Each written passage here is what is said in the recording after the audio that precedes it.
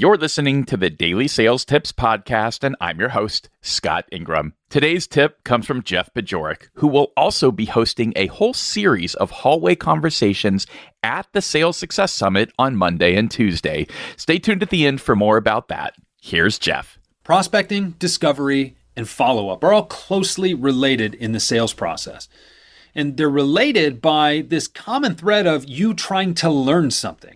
Now, I'm sure you've thought about that from a discovery standpoint before, because that's literally the definition, right? But when it comes to prospecting and follow-up, are you trying to learn something too? Or are you just throwing statements out there, hoping that something is going to dazzle your prospect and compel them to call you back? Think about that. Questions tend to start conversations while statements tend to end them. So use both judiciously. So where do those questions come from? Those questions should come from your differentiators. Look, if you cannot differentiate, you cannot sell. So what a better place to start? Is there even a better place to start than that? Here's my exercise for you today. I want you to write down your 3, 4, maybe your 5 biggest differentiators between you and all of your competitors in the marketplace. The competitors, the other companies, the solutions that attempt to solve for the same issue that you solve for. And then underneath each one of those differentiators, I want you to write 3 or 4, maybe 5 questions that would start a meaningful conversation about why your differentiator is so valuable. So let me give you a quick example. Right? I create custom sales training programs for teams.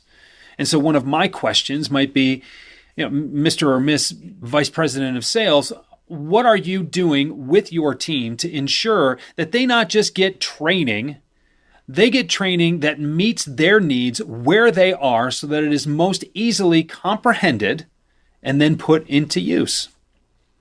That's a question that's going to make someone think. So if you can write down 3 or 4 differentiators, and you can write down 3 or 4 questions for each one of those differentiators that might start a conversation, you've got anywhere between 9 and 16 questions that you really want to ask your prospect so you can learn a little bit more about their situation, right? Here's the trick. I guess it's a trick.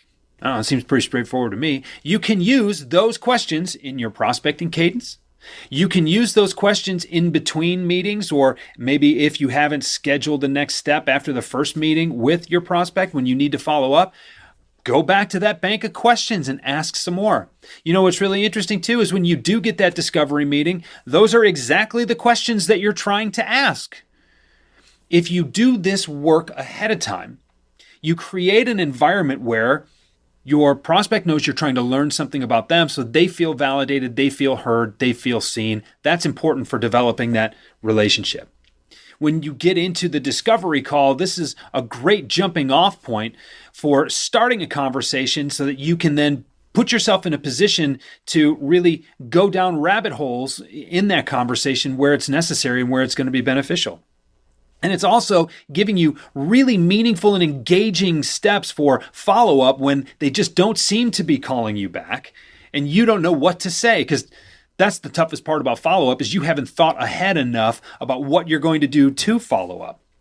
So when you do all the work ahead of time to create the space for yourself to make the selling part easier, wonderful things happen and you never lose engagement with your prospect along the way.